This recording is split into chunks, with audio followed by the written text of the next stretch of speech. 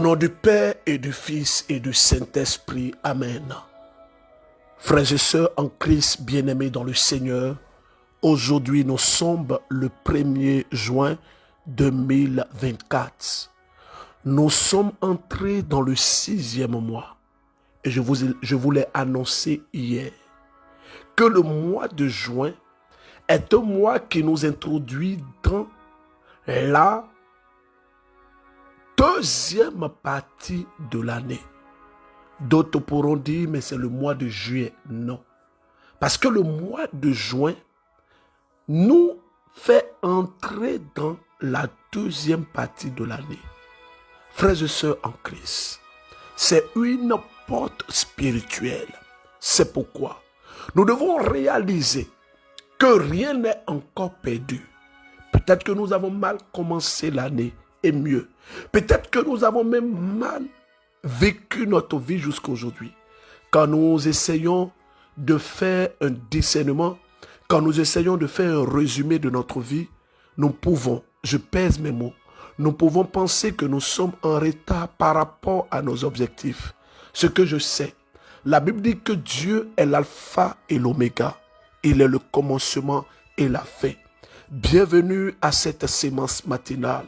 Nous allons continuer notre thème sur la révélation par les rêves et les songes pour obtenir notre délivrance. Frères et sœurs, c'est une nécessité. Je répète, c'est une nécessité. Le Seigneur a commencé.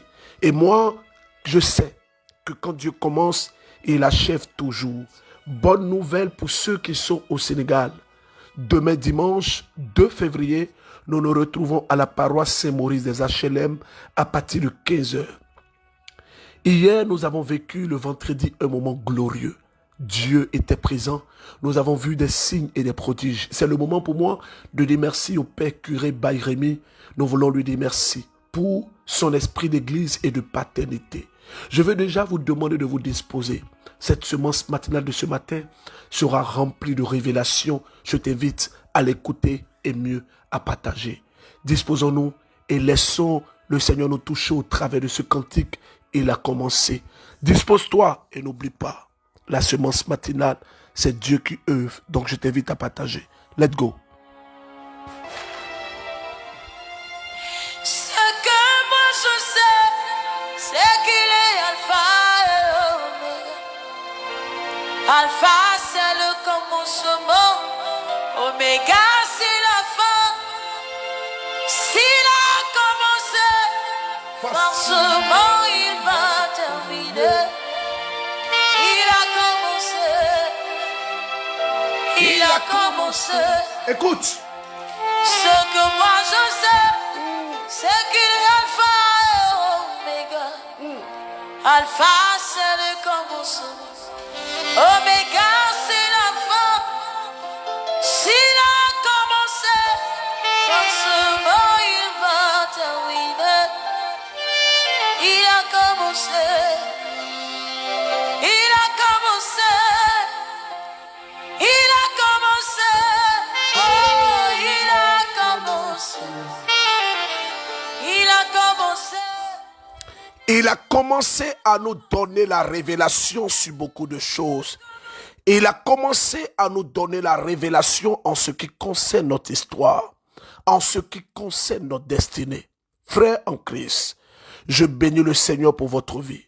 Et je lui dis merci parce que ce qu'il a commencé, il est en train de terminer dans la vie de plusieurs personnes. Toi qui m'écoutes, toi qui m'entends, dispose-toi. Cette semence matinale, elle est pour toi et Dieu veut te parler au travers de ce temps. On y va.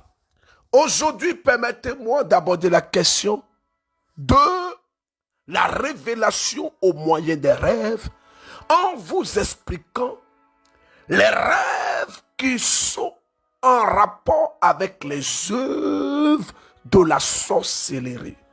Vous savez, le Seigneur m'a instruit en ce qui concerne la semence matinale sur les révélations que nous prêchons. C'est l'occasion pour moi de vous dire merci. Hier, nous étions près de 27 000 personnes connectées sur un live Facebook pour parler de Jésus. Pas pour parler d'autre chose, pas pour voir la nudité des femmes, pas pour voir, excusez-moi, pas pour que les femmes se déshabillent, pas pour qu'il y ait une vulgarité. Je comprends que Dieu est encore au centre de la vie de ses enfants. Frères et sœurs, il y a des rêves que lorsqu'on vit cela, ou lorsqu'on les fait, on doit pouvoir apporter une réflexion qui va nous donner la révélation. Frère, écoute bien. La révélation est pour ceux qui veulent être libres. C'est pourquoi Jésus dit que vous connaîtrez la vérité et la vérité vous apportera la liberté. La vérité vous rendra libre. La vérité ici, c'est la révélation. Allons droit dans le sujet. Je vais donner aujourd'hui 5 rêves. Ces rêves, je vais les expliquer. Lorsque vous rêvez et que vous vous voyez en train de manger, ce n'est pas forcément attrait à la sorcellerie. Non. Mais il faut qu'on vous explique ça. Vous savez, dans le langage spirituel, il y a ce qu'on appelle les faits énigmatiques, qui sont des images, qui sont des paroles, qui sont parfois des répétitions, qui sont des objets, des postures, en somme, des choses que nous vivons, qui sont remplies d'énigmes, mais dans le monde spirituel, qui ont une explication. J'explique. Rappelez-vous de Joseph. Joseph était en prison lorsque le pharaon, le roi, a eu un songe. Je me permets de vous lire ce texte pour que vous puissiez comprendre. Ce texte se trouve en Genèse chapitre 41 à partir du verset 17. Pharaon dit alors à Joseph, dans mon songe, voici que je me tenais sur le bord du fleuve, et voici que le fleuve montait, et voici que du fleuve montaient 7 vaches, grasses, de chair et de belle apparence, et elles se mirent à paître dans la verdure. Et voici qu'après elles montaient 7 autres vaches maigres, fort laides d'aspect et décharnées. Je n'en ai point vu de pareil en laideur dans tout le pays d'Égypte. Les vaches maigres et laides dévoraient les 7 premières vaches, celles qui étaient grasses. Celles-ci entraient dans leur ventre sans qu'il parût qu'elle y fût entrée. Leur aspect était aussi laid qu'auparavant. Et je m'éveilla.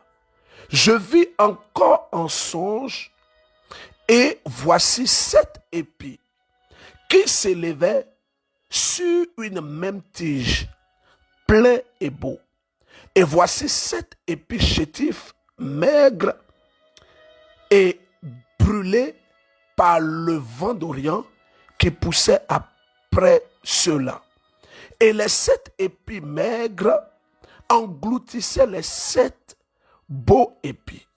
J'ai raconté cela aux scribes et aucun d'eux ne me l'explique. Joseph dit au Pharaon. Alors Joseph dit à Pharaon, le songe de Pharaon est un.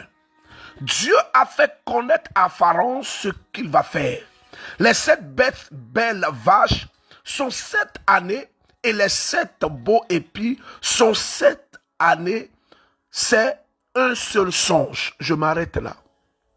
Dieu utilise le langage énigmatique pour nous faire connaître ses pensées au travers de nos rêves et nos songes. C'est pourquoi vous devez avoir parfois recours au Saint-Esprit. C'est pourquoi dans la dispensation de la grâce de l'Esprit, l'Esprit dispense les charismes, et dans les charismes que l'Esprit donne donne la grâce de pouvoir interpréter ce langage qui est bien des fois et très souvent un langage énigmatique. J'explique.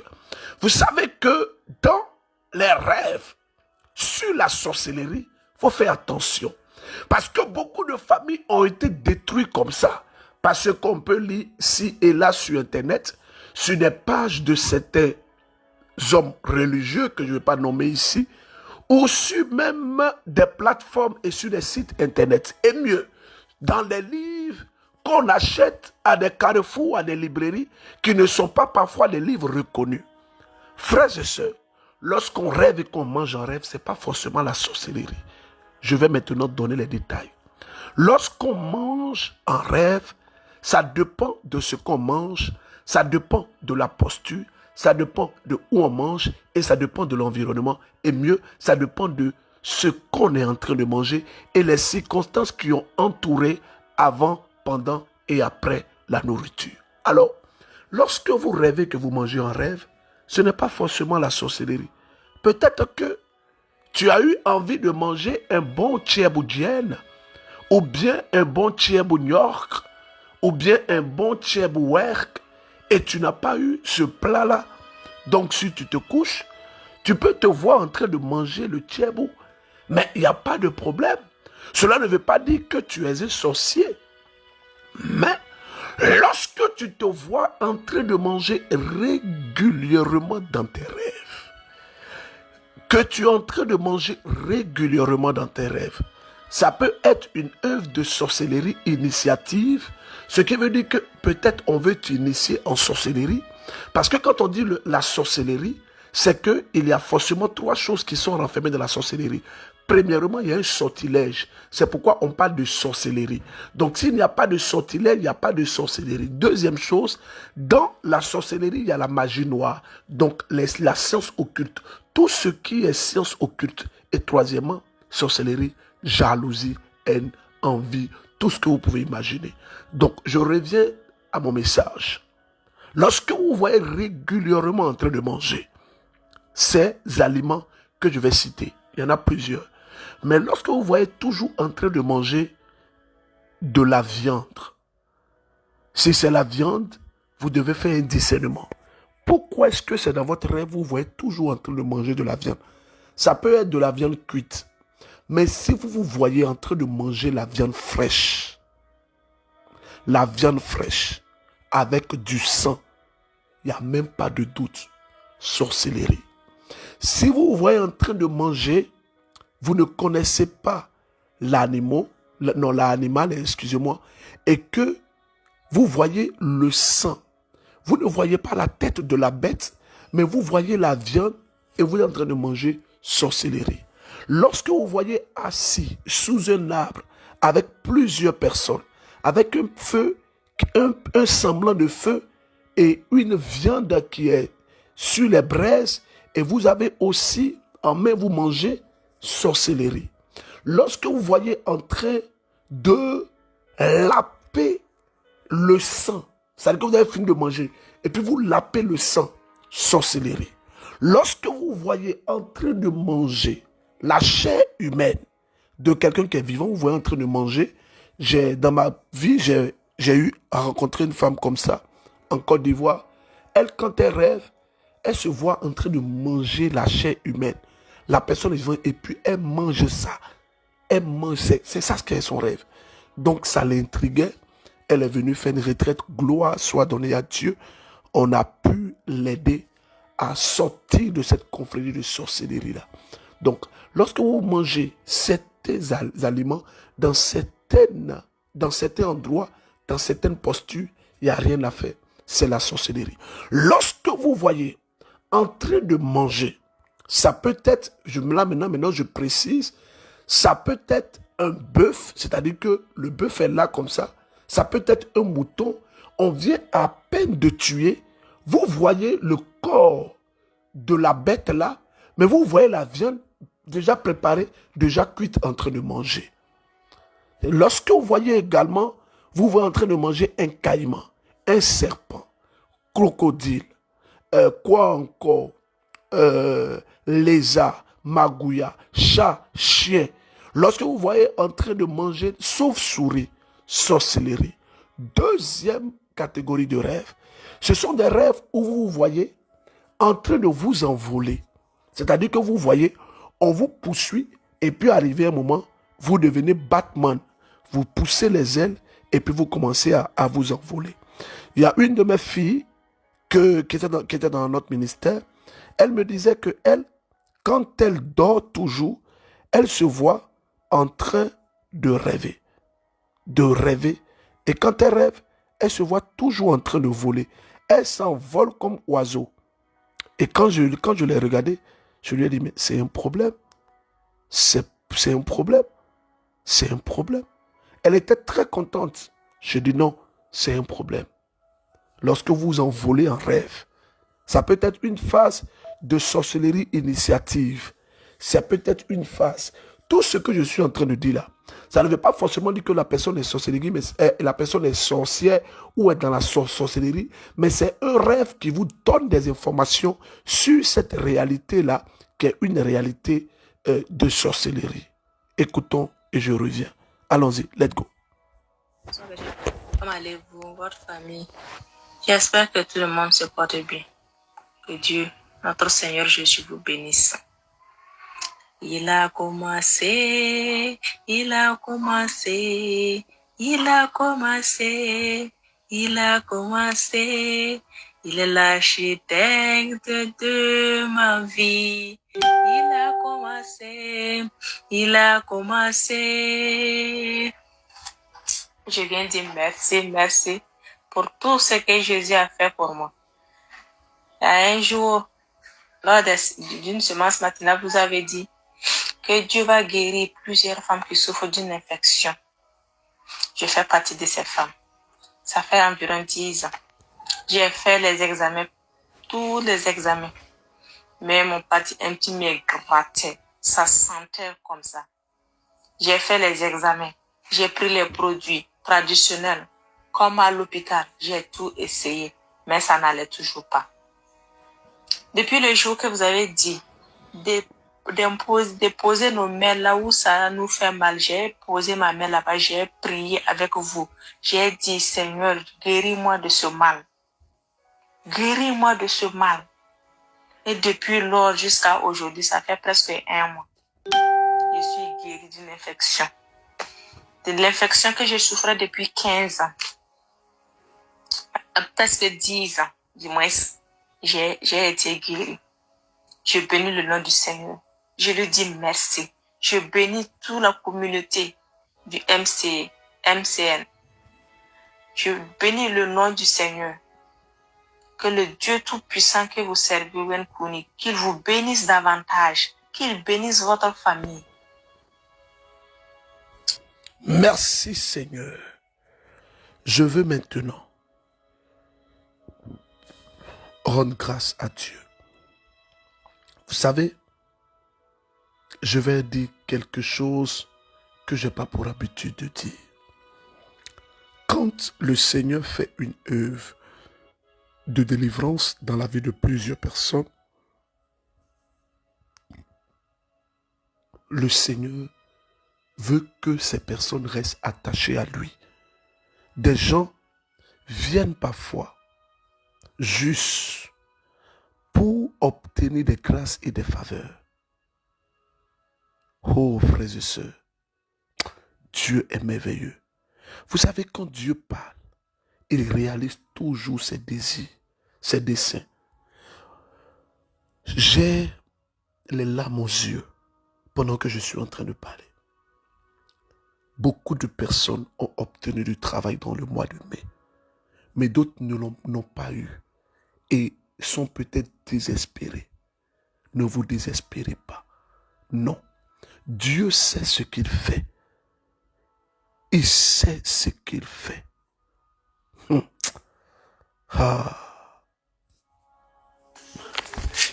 Baba ye, Baba ye, ne me laisse pas maintenant. Baba ye, ne me là maintenant. Oh Jésus, tu es merveilleux. Jésus, tu es puissant. Jésus, tu es le Dieu des miracles. Jésus, reçois ta bénédiction. Oh berger Élisée Tocha, merci beaucoup pour tout ce que vous faites. Merci pour votre ministère. Je voulais passer par ici pour vous demander votre grâce, de prier, de remercier Dieu pour moi. Oh, berger Élisée Tocha, tu es merveilleux. Tu es merveilleux. Je suis un frère béninois résident à Cotonou. J'ai connu la semence matinale en février 2024. Vraiment, je traversais des difficultés. J'ai été rabaissé. J'ai été humilié dans ma vie professionnelle. Les gens disaient que je ne peux plus être relevé. Mais j'ai donné la foi en Dieu et j'ai cru en lui. Je sais que Jésus ne me laissera pas tomber. Berger, dans le mois de mai, vous avez dit que nombreux sont ceux-là qui auront travail et nombreux sont ceux-là qui auront aussi de promotion. Berger, j'ai saisi cette occasion, j'ai commencé à prier et je dis toujours que le Dieu fera des miracles dans ma vie professionnelle. Chaque jour, je mets la prière, votre prière inspirée. Et je prie. J'entends les témoignages. Mon cœur est rempli de joie. Je dis, Seigneur, moi également, je vais être témoin dans ce mois. Ah, berger. Le mois est en train de finir. Je n'ai pas encore eu satisfaction. Aujourd'hui, le 31, je suis allé dans mon bureau. Le bureau où on m'a mis au garage. C'est-à-dire, on m'a jeté là où je vais matin, je retourne le soir, je ne travaille, je ne fais rien depuis plus de 15 mois. Je ne fais rien. Je vais dans le bureau, je ne fais rien, je retourne à la maison. Et c'est dans cette difficulté que j'ai encore perdu mon enfant. Donc la souffrance était devenue trop. Aujourd'hui, j'ai fermé le bureau, j'ai prié, j'ai mis la prière inspirée. J'ai prié. J'ai mis le passe-passe sans me toucher de Inès. J'ai mis Baba et quand j'écoute ça, je fends de larmes, je coule les larmes. J'ai écouté, j'ai prié Dieu. J'ai dit, ben Dieu, même si c'est quelque chose que je t'ai fait, pardonne-moi. Élève-moi parce que j'ai besoin d'être élevé. J'ai besoin d'être utile. Élève-moi. Dieu, je ne t'impose rien. Mais tu as dit dans la Bible, en Matthieu 7, demandez, on vous donnera. Frappez, on vous ouvrira. C'est pour ça que je demande et je te prie. Sauve-moi de mes difficultés. Et je suis sûr que tu ne me laisseras pas tomber. J'ai prié, j'ai pleuré, j'ai prié. J'ai dit aujourd'hui c'est la fin du mois de mai, du mois de travail. Oh Dieu, sauve-moi. Ah Dieu est merveilleux, le miraculeux. À 12h07, j'ai reçu un appel. On m'a dit que j'ai été sélectionné pour être nommé dans une structure de la place. Et Dieu, Jésus, Dieu est merveilleux. Vraiment, je passe par ici pour dire merci.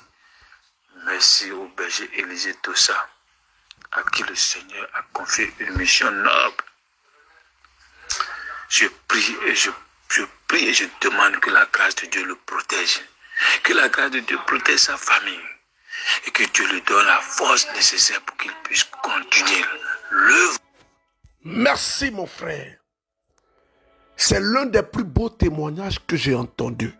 C'est pourquoi son témoignage a fait 6 minutes, mais j'ai laissé passer. Pourquoi? Parce que ce frère Il n'a pas attendu que le berger vienne lui imposer les mains. Vous savez, mon appel, ce n'est pas de faire des chrétiens qui dépendent du berger, non. C'est ce pourquoi parfois quand on finit de prier et que les gens viennent en masse autour de moi, je les repousse. Ou je ne veux pas, ou je m'éclipse. Marc chapitre 4, les derniers versets, la foule venait vers Jésus. Et Jésus a dit à ses disciples, allons de l'autre bord. Donc je vous demande pardon. Parfois quand on finit les prières, quand vous venez en masse vers moi, berger touche-moi, berger prie pour moi, berger impose-moi les mains, berger fait ceci, ça me dérange. Vous savez pourquoi? Regardez ce frère. Dieu a parlé déjà au travers de ma vie. Vous écoutez la sémence matinale, c'est déjà beaucoup. Dieu parle. Il parle au travers de ma pauvre vie. Ce frère, regardez comment est-ce qu'il a prié. Tout à l'heure, j'écoutais son témoignage. Vraiment, Seigneur, merci. Merci de soutenir toutes ces personnes. Seigneur, toutes ces personnes qui souffrent. Seigneur, soutiens tes enfants. Seigneur, soutiens tes enfants. Seigneur, ne nous laisse pas. Nous n'avons que toi, Jésus. C'est toi seul que nous n'avons. Jésus, nous n'avons que toi. Oh Jésus. Autre chose en ce qui concerne les rêves. Autre chose. Les rêves qui portent à la sorcellerie. C'est lorsque vous voyez dans votre rêve, vous êtes en train de sortir de votre corps. C'est-à-dire que vous rêvez et vous voyez sortir de votre corps. Vous sortez de votre corps. Vous êtes là et vous voyez dans le rêve en train de sortir de votre corps. Ou soit vous rêvez et quelqu'un vient dans le rêve vous appeler et vous suivez la personne et il y a 4 endroits. Si la personne vous envoie là-bas, c'est forcément la sorcellerie. Le premier lieu, c'est dans une forêt. Lorsqu'on vous appelle pour aller dans une forêt, sorcellerie. Ou lorsqu'on vous envoie, vous êtes devant une porte et vous n'ouvrez pas la porte, mais vous arrivez à rentrer dans la maison, sorcellerie. Troisième lieu, c'est lorsqu'on vous envoie en bordure de mer et que vous marchez, vous entrez dans la mer, sorcellerie.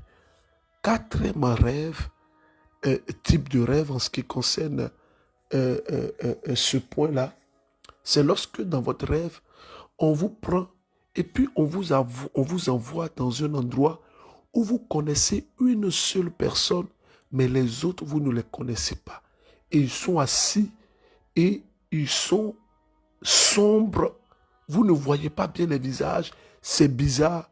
Ce sont des rêves qui ont attrait à la sorcellerie. Je vais m'arrêter là parce que déjà je suis rempli d'émotions et je veux rassurer toutes ces personnes-là. Je veux les rassurer.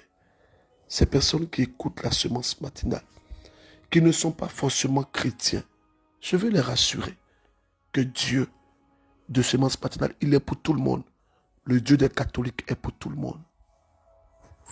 Shalom, shalom, shalom, berger Élisée Dosakawowe.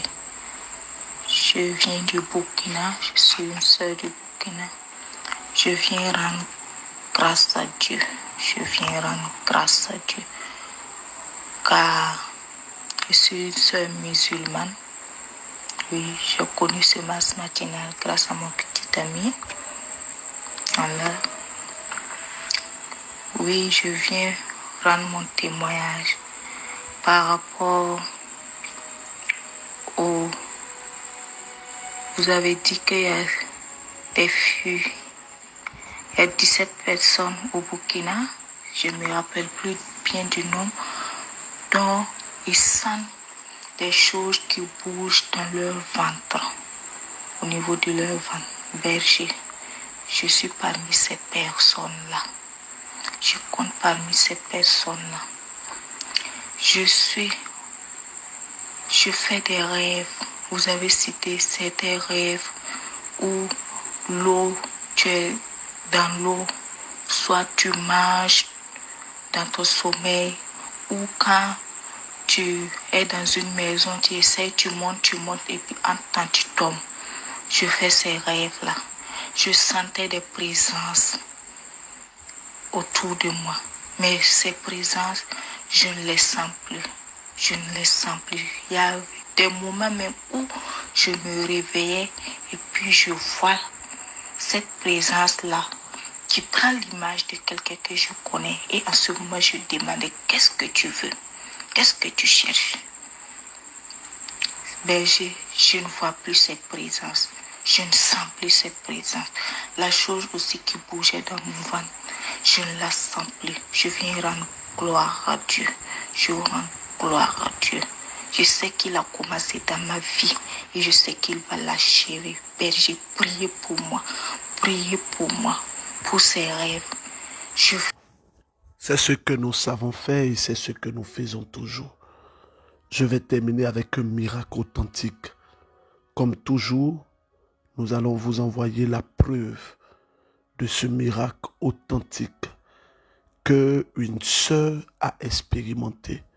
Cette sœur a vu quelque chose sortir d'elle. C'est simplement extraordinaire. Il y a des choses quand Dieu fait, nous-mêmes ça nous surprend et ça nous dépasse. Dieu est bon.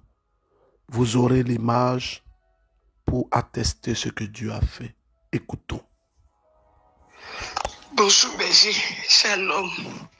Je viens ce matin témoigner. Le tout vient de se passer tout de suite. Ça vient de se passer, je dois témoigner ça. Vous avez vu la photo que je vous ai envoyée. Ça vient de sortir de mon utérus. Ça vient de sortir de mon utérus. Ça fait depuis, je vous rappelais, je vous ai dit que je souffrais du myome. Je perds du sang chaque jour. Depuis presque 3 ans maintenant, je n'ai pas la paix. Je suis tout le temps en couche. Je suis tout le temps en couche. Je souffre, j'ai le vertige, l'anémie. Je n'ai même pas d'emploi. Mon emploi, j'ai perdu mon emploi et je souffrais. Si vous vous rappelez, je vous ai dit priez pour moi parce que je suis malade et en même temps je n'ai même pas d'aide. Personne ne m'aide, je suis seule. Mais je sais que Dieu est avec moi, il ne m'a jamais laissé tomber. Je souffrais de cette maladie. Je sais que ce que Dieu a commencé, Jésus est l'architecte de ma vie. Il a commencé. Ce que moi je sais, c'est qu'il est l'alpha et l'oméga. Alpha c'est le commencement, oméga c'est la fin. Il a commencé, forcément il va terminer. Il a commencé. Je bénis le nom de l'Éternel. Je sais, il a commencé, parce que je sais qu'il reste encore des trucs dans le...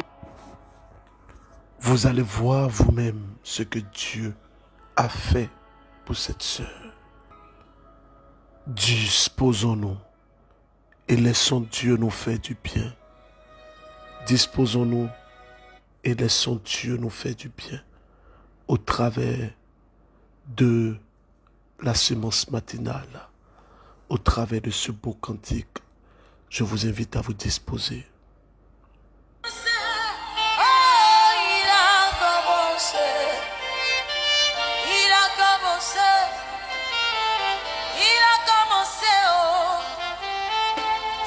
L'architecte de ma vie. Et lorsqu'il commence, il achève toujours. Parce qu'il a les moyens de ce qu'il veut réaliser dans ma vie. Je ne serai pas une maison inachevée, mais je serai un chef-d'œuvre. Parce que j'ai le meilleur des architectes. J'ai celui qui investit et celui qui a les moyens de son investissement. Il s'appelle Jésus.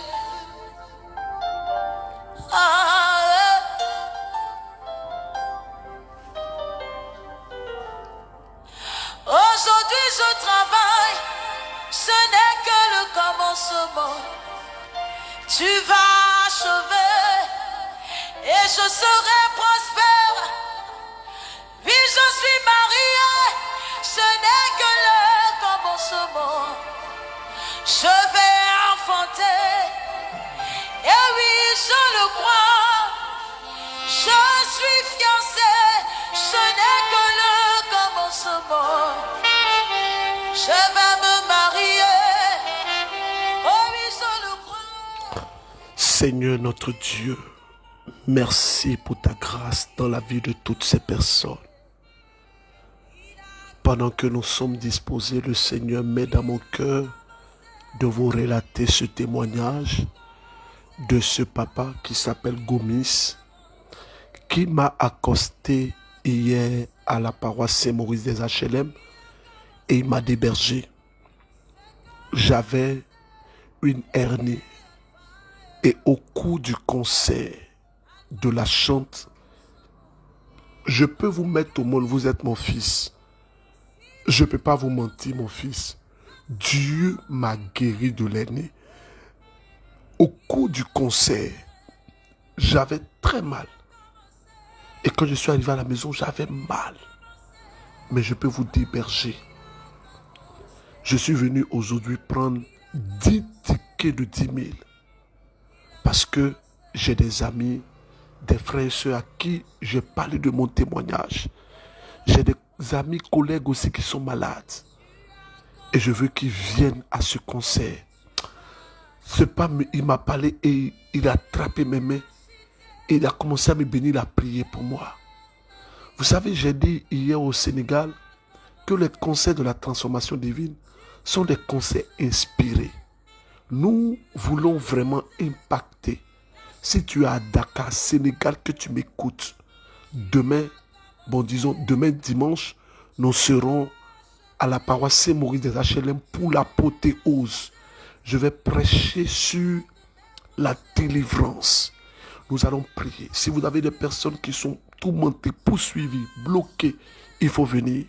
Si vous avez la possibilité, comme ce papa, d'acheter des tickets, il faut le faire. Il faut le faire. Et je veux parler à ces chefs d'entreprise, à ces directeurs-là, qui ont des entreprises, qui veulent nous accompagner ou qui n'ont pas encore ce réflexe. Si vous êtes chrétien, vous devez accompagner les œuvres chrétiennes. Je vous en supplie. Il faut le faire. Je vais maintenant terminer pour dire ceci. Aujourd'hui, samedi, 1er juin, je serai au Grand Théâtre à partir de 12h30 pour vendre des tickets. Oui, je le dis sans gêne. Pour vendre des tickets, je serai avec le service pour vendre des tickets. Pourquoi? Frères et sœurs, l'œuvre de Dieu est une œuvre qui s'adapte aux réalités. Moi, je n'accepterai pas. Quand on se rassemble, on est des milliers, des centaines, pour aller écouter des chansons profanes. Mais on est incapable. Il y a un monsieur qui a mis un message sur Facebook. Il dit non, pourquoi vous ne faites pas des concerts, vous là, est-ce que ce n'est pas l'argent que vous cherchez? Ça m'a tellement fait rire. Je ne vais pas vous cacher. Derrière les concerts, nous avons des revenus. Mais ces revenus servent à notre ministère. Oui, dans toute la vérité, dans toute la transparence. C'est à notre ministère, c'est aux charges de nos ministères, c'est aux nombreux déplacements, les voyages que le berger fait. La preuve en est, je mets quiconque au défi, tous mes membres, mes collaborateurs, quand je voyage dans un pays où le ministère est, le berger n'a pas, le berger ne prend rien, ne demande rien à qui que ce soit. Donc je vous invite, vous qui êtes au Sénégal, à Dakar, vous avez la possibilité d'acheter des tickets et d'offrir à des personnes. Il faut le faire. Beaucoup de personnes attendaient ça ou bien murmuraient ça. Écoutez-moi bien. Moi, en ce qui concerne ma marche avec Dieu, j'ai décidé de marcher dans la vérité et d'être vrai. Il y a des choses, approchez-moi, je vais vous dire. Au lieu de passer derrière, faire des unkou là. Dites-moi, je vais vous parler. Ne vous gênez pas. Je bénis le Seigneur. Je lui dis merci. Et vous aurez la possibilité maintenant, pour ceux qui n'ont pas pu prendre leur livre, de prendre les livres. Mais je veux que nous puissions impacter le monde. Tellement de musulmans aujourd'hui sont en train de donner leur vie à Jésus. Vous pensez que c'est quoi? C'est grâce à la puissance. Que Dieu notre Père vous bénisse. J'avais posé des questions hier dans la semence. Est-ce que vous avez suivi? Est-ce que vous avez pu répondre aux questions? Je crois que vous avez suivi et que vous avez pu répondre aux questions. Pour rappel, en ce qui concerne la question j'ai dit que j'ai posé 2 questions. Qu'est-ce que j'avais dit? Je ne me rappelle plus trop des questions parce que j'ai pas mon truc devant moi. Voilà, je crois que j'ai parlé du nombre des chapitres. Voilà, qu'on sort et de donner une référence biblique. La réponse se trouve en Marc chapitre 3. Voilà, Marc chapitre 3 où Jésus a prié. Alors aujourd'hui, j'ai 2 questions. J'ai 2 questions. Première question, dites-moi où Moïse a été ramassé. Où ils ont ramassé Moïse? La deuxième définition, donnez-moi la définition du nom Moïse. Moïse veut dire quoi? Excusez-moi parce qu'on a débordé aujourd'hui. Et le test de méditation aujourd'hui que je vous propose, c'est le test que nous avons lu.